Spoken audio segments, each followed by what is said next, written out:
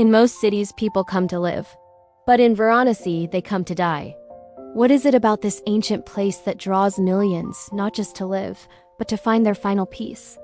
Let's uncover the secrets of a city that defies time itself. As the first light of dawn, the blue hour kisses the waters of the Ganges, a city awakens. This isn't just any city. This is Kashi, Varanasi, the city of light. Mark Twain once said it is older than history, older than tradition, older even than legend, and looks twice as old as all of them put together. And he was right. Standing here, you feel the weight of millennia. The air itself feels ancient, filled with the echoes of prayers and the gentle ringing of temple bells that have greeted the sunrise for thousands of years. This is a place where the spiritual and the physical worlds blur into one. Legend whispers that Varanasi was founded by Lord Shiva himself, making it one of the most sacred places in Hinduism. It's said he stood on this very ground and declared it a place of cosmic importance, a gateway to the heavens. The city gets its name Varanasi from the two rivers that embrace it, the Varuna to the north and the Asi to the south. For centuries, pilgrims have journeyed here, believing that this sacred geography holds a unique power. The heart of Varanasi is, and has always been, the river Ganga.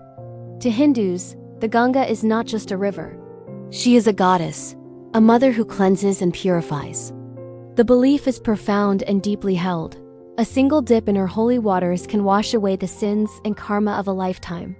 It's a promise of spiritual renewal, a chance to start fresh, no matter the burdens of the past. This is why you see thousands, from the frail and elderly to young children, immersing themselves in the river, their faces a mixture of devotion and hope. They are not just bathing. They are partaking in a ritual that connects them to their ancestors and their gods. But this brings us back to our initial question. Why do people come here to die? In Hindu theology, dying in Varanasi is not an end but a liberation. It is believed that anyone who breathes their last in this holy city achieves moksha. The soul is free from the endless cycle of death and rebirth. Lord Shiva himself is said to whisper the mantra of salvation into the ear of the dying. So, for the faithful, death here isn't a tragedy to be feared. It's a privilege, the ultimate pilgrimage that leads directly to eternal freedom. It transforms death from an ending into a blessed beginning. It's a city built on the paradox of life and death, where the end is celebrated as the final, most sacred journey home. As the sun climbs higher, the Ghats, the stone steps leading down to the river, come alive. They are the soul of Varanasi. Each of the 88 Ghats tells a different story. Some are for prayer and ritual bathing, vibrant with the colors of saris and the sounds of chanting. Others are quieter, more somber places, like Manikarnika and Harishchandra Ghats, the main cremation grounds. Here, the sacred fires burn 24 hours a day, a constant, visible reminder of life's transient nature. Watching these rituals, you realize that in Varanasi, death is not hidden away.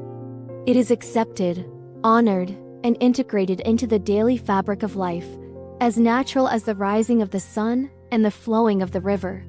It's a powerful, humbling experience that forces you to confront the very essence of existence. This is the gateway of light, a city that teaches you how to live by showing you how to embrace the inevitable. It's a place of profound spirituality, unwavering faith, and timeless tradition. As our journey continues, we arrive at the very pulse of Varanasi, its legendary Ghats.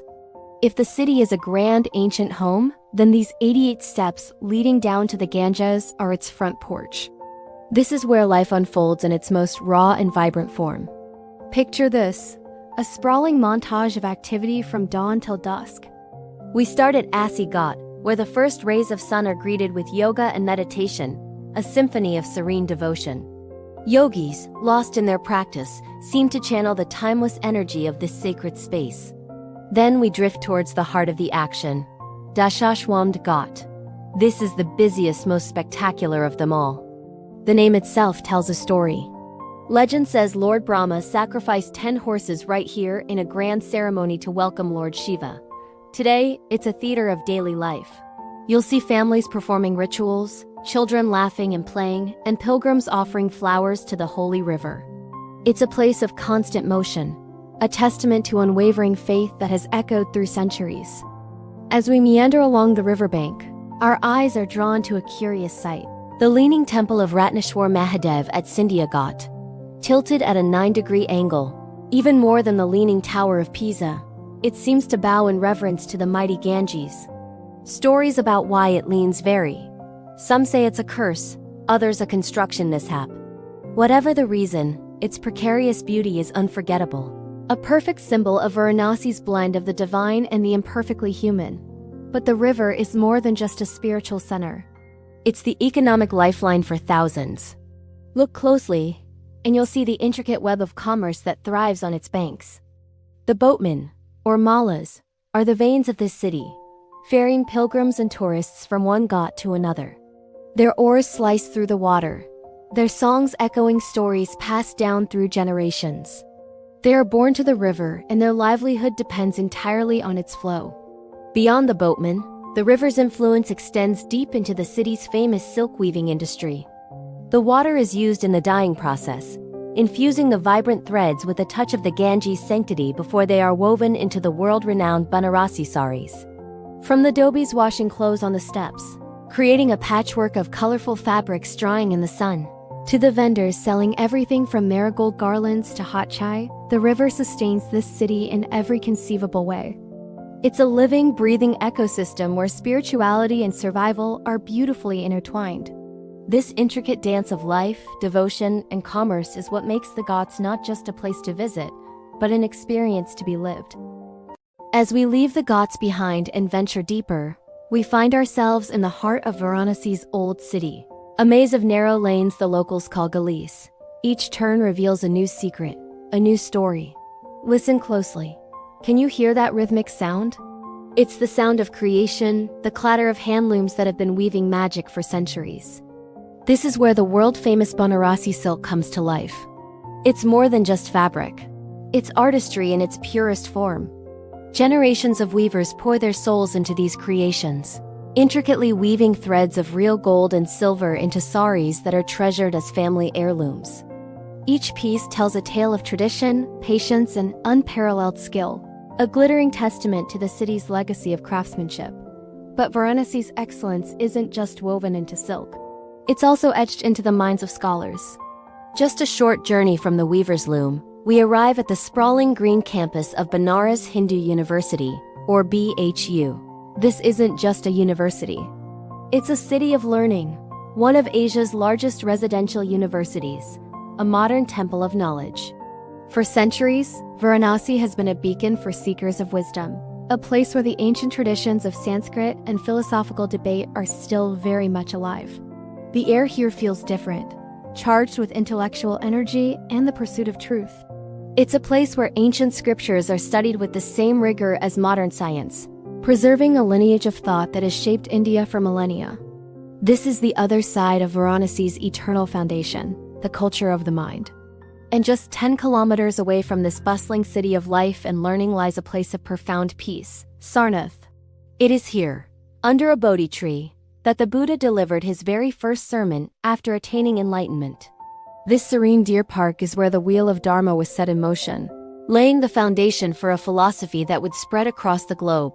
Standing here, you can feel the weight of history and the echo of his first teachings on the Four Noble Truths. From the intricate threads of a Banarasi sari to the philosophical debates at BHU and the profound silence of Sarnath, Varanasi reveals itself not just as a city, but as a living, breathing confluence of art, intellect, and spirituality. It's a place where the threads of culture, woven through time, create a fabric that is both timeless and eternal. Now we arrive at a place that truly defines Varanasi, a place of profound intensity and spiritual significance, Manikarnika Ghat. From a respectful distance, we observe the eternal fires, burning day and night. The smoke curls into the sunset sky, carrying with it stories, prayers, and final farewells. This is the great cremation ground, and what you're witnessing is a sacred ritual that has continued uninterrupted for thousands of years. In Hindu philosophy, the ultimate goal is moksha, liberation from the endless cycle of birth, death, and rebirth. It's believed that to be cremated here, at Manikarnika, guarantees this release. That's why you see something that might seem strange to outsiders. Death here is not a tragedy to be feared, but a celebration, a final blessed homecoming. It's a transition, not an end. The atmosphere isn't one of sorrow, but of acceptance and profound peace. The sacred flame itself has a fascinating story. It is tended by a community known as the Dam Raja, the keepers of the fire. They are the guardians of this sacred flame, passed down through generations for what is said to be over 3,500 years. Their role is essential to the rituals performed here, ensuring the fire never goes out. It's a lineage and a duty that connects the present directly to the ancient past. Surrounding the Ghats, you'll find buildings sometimes referred to as death hotels. These are guest houses where the elderly and the terminally ill come to live out their final days. They wait patiently, believing that by breathing their last in Varanasi, their souls will achieve moksha. Imagine the mindset required to travel to a city to await your own death. It's not about giving up. It's about embracing the final chapter of life with faith and serenity. Surrounded by the spiritual energy of the Ganges, Manikarnika strips away all illusions. It forces you to confront the raw, unfiltered reality of our existence, that life and death are not opposites, but two sides of the same coin. Here, death is not hidden away.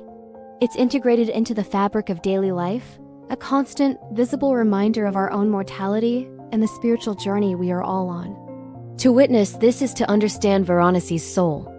It's challenging, it's powerful, and it's an experience that stays with you forever. As daylight fades, Varanasi undergoes a transformation.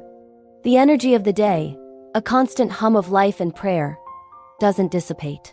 Instead, it converges, focusing on the banks of the sacred Ganges for the grand finale. This is the Ganga Aarti, the Symphony of Fire. Look at this scene. The sun has set, but the river is more illuminated than ever. Thousands of people, locals and pilgrims alike, gather on the Ghats and in countless boats, their faces lit by a warm, ethereal glow. Every evening, as darkness blankets the city, this ancient ritual unfolds.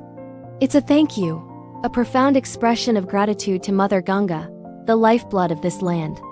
On the Dashashwamedh Ghat, 7 priests, dressed in saffron and white, move with a grace that seems almost choreographed. In perfect synchronization, they raise massive, multi-tiered brass lamps, their flames dancing against the night sky. Each movement is precise, a sacred dance passed down through generations. The air thickens with a symphony of sounds, the rhythmic chanting of mantras, the deep, resonant call of conch shells echoing across the water, and the sweet, heavy scent of incense and camphor smoke that fills your senses. It's not just a ceremony. It's a multi-sensory immersion. You can feel the collective devotion in the air. It's a powerful, palpable energy that connects everyone present. The flickering flames are reflected in the gentle waves of the river and in the eyes of every person watching, creating a mesmerizing spectacle of light and faith. People release small diyas, little boats made of leaves carrying a candle and flowers, onto the river. Thousands of these tiny lights float downstream, carrying prayers and hopes, like a river of stars flowing through the darkness. It's a moment of pure, unadulterated spirituality, where time seems to stand still. Watching this, you understand something fundamental about this place. Varanasi isn't just a city you visit. It's an experience you absorb. It seeps into your soul. You don't just see it. You feel it in the vibrations of the chants, in the warmth of the fire, in the cool breeze from the river. This is the heart of India, a place where the physical and the spiritual are inseparable, where life and death are part of the same eternal cycle. It is, in many ways, the foundation of the Indian soul. This city reminds us that some things are timeless, eternal. The rituals, the faith, the river itself, they have endured for millennia and will continue long after we are gone. It's a humbling and deeply moving realization. The Ganga Aarti isn't just the end of a day in Varanasi. It's a reaffirmation of a connection that transcends time. A spectacular celebration of life, devotion, and the eternal flow of the sacred river. If you felt the energy of the eternal city, subscribe to Eternal Foundations. Let us know in the comments where should we go next.